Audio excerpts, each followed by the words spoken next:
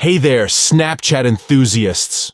Welcome back to our channel, where we share valuable tips and tricks to enhance your Snapchat experience. In today's video, we'll be discussing how to get the link of a lens in Snapchat.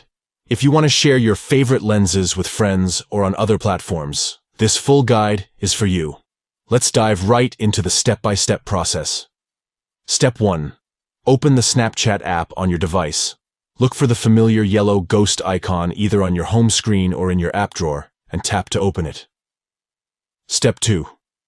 Once you're inside the Snapchat app, you'll be in the camera section by default.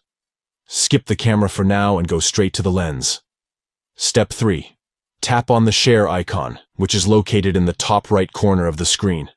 When you tap on it, the link of the lens will be automatically copied to your clipboard and ready to paste anywhere.